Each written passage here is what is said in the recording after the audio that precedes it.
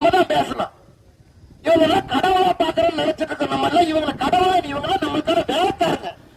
மக்களுக்கு சேவை செய்வதற்கு, மக்களுக்கு பணி செய்வதற்கு வந்துட்டு இன்னைக்கு கவனிக்காரங்களுக்கு கூஜா தூக்கிட்டு, கவனிக்காரர்கிட்ட லஞ்சம் வாங்கிட்டு, இந்த வரலட்சுமி ஆலை போன்ற இந்த ஆலை வந்து முழுக்க முழுக்க நம்ம பகுதியை அழிச்சு தண்ணியை கெடுத்து காட்டை கெடுத்ததற்கு உடனடியா இருந்து என்ன மாதிரி மோசமான வேலைக்கு இந்த அதிகாரிகள் போயிட்டு இருக்காங்க.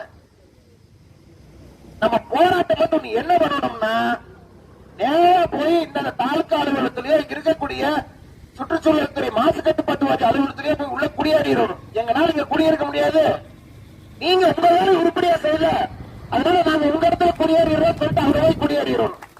வேற வழியே கிடையாது. இருக்கிற மக்கள் எல்லாம் கூப்பிட்டுட்டு ஒன்னே கலெக்டர் ஆபீஸ் போய் குடியேறணும், இல்ல தாசில்தார் ஆபீஸ் போய் குடியேறணும். இல்லைன்னா நாங்க சுற்றுச்சூழல் அதிகாரி ஒரு திருப்ப இருந்து ஊரே மாத்திட்டு காத்தை காப்பாத்துறோம். அவங்க சட்டமே பாருங்க, சுற்றுச்சூழல் பாதுகாப்பு சட்டம், காற்று பாதுகாப்பு சட்டம், தண்ணீர் பாதுகாப்பு சட்டம். ஆனா இந்த அறிஞர்கள் என்ன பண்றாங்க, சுற்றுச்சூழல் பாதுகாப்பு அறிஞர்கள் மாசு கட்டுப்பாட்டு வாரியம் கெடுக்கிறதுக்கு அனுமதி கொடுக்கிறது.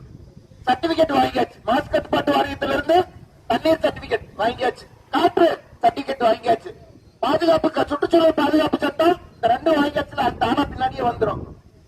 பாதுகாத்தாங்களா, சர்டிபிகேட் வாங்கியாச்சுங்க. ஆனா விளக்கென்ன ஓடனே சர்டிபிகேட் எதுக்கு? நடவடிக்கை எடுக்கிறதுக்கா, அதை செய்யறதுக்கா? சர்டிபிகேட் கொடுக்கிறது என்பது வந்து ஒரு திருத்தனம். ஏன்னா தண்ணியை பாதுகாக்கிறது இந்த மாதிரி வகையில தண்ணியை பயன்படுத்தணும், இந்த மாதிரி வகையில கழிவுகளை முறையா கையாளணும், இப்படி அப்புறப்படுத்தணும் என்பதற்கு தான் இவங்களுக்கு சான்று கொடுக்கிறது. ஆனா இந்த சான்று வாங்கிட்டா எல்லாம் முடிஞ்சு வச்சு ஒண்ணும் பண்ண வேண்டியது இல்லை அப்படின்ற ஒரு கிறுக்கு புத்தி, ஒரு குறுக்கு புத்தி இந்த மாதிரி பைத்தியக்கார கவலைக்காரர்கிட்ட வந்துருது. காசை வச்சு எடுத்தாலும் பண்ணிக்கலாம். இந்த அதிகாரிகள் அப்படித்தான்.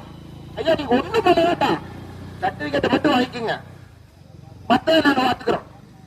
அந்த மாதிரி ஒரு நிலைமையில நம்ம நாடு போயிட்டு இருக்கு. இந்த மாதிரி இங்க சுயநலமா தான் மட்டும் வாழணும் அப்படின்ட்டு கோடி கோடியா கொள்ளையடிக்கிறது, இயற்கை அழைச்சு கொள்ளையடிக்கிறது ஒரு கும்பல். இந்த கும்பல் கூட கூட்டு சேர்ந்துட்டு இந்த அரசு அதிகாரிகள் லட்சத்தை வாங்கிட்டு மக்களை வந்து முழுக்க முடிச்சு கட்டணும் அப்படின்னு பேராசையோட திரிவது ஒரு கும்பல். இந்த ரெண்டுக்கு இடையில மக்களுக்கு நான் யோக்கியமா இருக்கிறேன்னு சொல்லிட்டு இந்த அரசியல்வாதிகள் இங்கேயும் போய் பணம் வாங்கிப்பாங்க, அங்கேயும் போய் பணம் வாங்கிப்பாங்க. ஓட்டு வாங்குறப்ப மட்டும்தான், எலெக்ஷன் வர்றப்ப மட்டும்தான் மக்கள் கண்ணுக்கு தெரிவாங்க, இந்த விவசாயிகள் கண்ணுக்கு தெரியும். அப்பதான் விவசாயிகள் இருக்கிற விவசாயம் நடக்குதுன்னு கண்ணுக்கு தெரியும், அப்பதான் வருவாங்க. எந்த மாதிரியான ஒரு சூழ்நிலையில இந்த முக்கூட்டணி இருக்கு, அரசியல்வாதி, அரசு அதிகாரி, இது போன்ற தனியார் பெரும் நிறுவனங்கள், பெரும் ஆலை, இவர்கள் மக்களுக்காக இருக்கிறாங்களா? உண்மையிலேயே இவங்க வந்து இந்த கம்பெனி வந்து அந்த பொருள் தயாரிக்குதுன்னு வச்சுங்க, மரவள்ளி கிழக்குல இருந்தோ அல்லது மக்காச்சோளத்துல இருந்தோ பொருள் தயாரிக்குதுன்னா அந்த பொருள் யாருக்காக? மக்களுக்காக தானே. இருக்கிற இடத்தை அழிச்சிட்டு வாங்கி தின்னுட்டு எப்படி உயிர் வாழ்றது? கேட்டா இந்த கம்பெனி எக்ஸ்போர்ட் பண்ணுது. இந்த பகுதி அடிச்சு நீ எதுக்கே எக்ஸ்போர்ட் பண்ணிட்டு இருக்கிற? உன்னால உன்னோட கழிவை நீ உற்பத்தி பண்ற உனக்கு கழிவே சுத்தம் பண்ண முடியல, கழிவை மறுசுழற்சி பண்ண முடியல, அதை மறுபயன்பாடு பண்ண முடியல. சுத்தி இருக்கிற பகுதி பூரா 50 ஏக்கர் 100 ஏக்கர் அளவு பல கிலோமீட்டருக்கு பகுதி பூரா தண்ணியை கெடுத்தாச்சு, காற்றை கெடுத்தாச்சு, மண்ணை கெடுத்தாச்சு. இதுல என்ன நீ விளக்கணு தொழில் பண்ணிட்டு இருக்கிற? இதுல வந்து பூரா சிஸ்டமேட்டிக், வரலட்சுமி தொழிற்சாலை பூரா சிஸ்டமேட்டிக். மானகட்ட வேலை செய்யறதுக்கு என்னவே சிஸ்டமேட்டிக்? எதுப்பா சொல்லிட்டு போயிடலாம், நான் மானகட்ட வேலை தான் செஞ்சுக்கிட்டு இருக்கிறேன். பூரா தண்ணி கெடுத்து வச்சுட்டு நேரடியா ஆற்றுல இருந்து பெரிய குழாயை போட்டு தண்ணியை திருடுறாங்கன்னா எவ்வளவு பெரிய அயோக்கியத்தனம். அந்த அயோக்கியத்தனத்துக்கு நேரடியா பிடபிள்யூடியில இருந்தும் இந்த சுற்றுச்சூழல் துறையில இருந்தும் இந்த வருவாய்த்துறையில இருந்தும் எல்லாம் உடந்தையா இருக்கிறாங்கன்னா இதை வந்து இத்தனை நாள் விட்டு வச்சுட்டு இருக்கிறாங்க. இவங்க என்ன சொல்றது? எவ்வளவு வாங்கி தின்றுப்பாங்க, இவங்க எவ்வளவு வாங்கி தின்றுப்பாங்க. இன்னைக்கு கூட இந்த பிரச்சனையை பத்தி பேசினா தரிச்சு ஓடுறதுதான். ஏன்னா இவங்களுக்கு வந்து பேச்சுவார்த்தை பேர்ல கூட்டு நம்மளே மண்டை கல்வி அனுப்புறதா இருக்கிறாங்களே தவிர பிரச்சனையை போய் முடிக்கிறது தயாரா இருக்கிறது இல்ல. இவங்க எவ்வளவு தூரம் இந்த மாதிரி சுத்தி இருக்கிற பகுதி போல அழிச்சாங்கல்ல, இது திரும்ப மீட்டு பண்ண முடியுமா? அவங்களுக்கு சாத்தியக்கூறு இருக்காங்க, கிடையவே கிடையாது.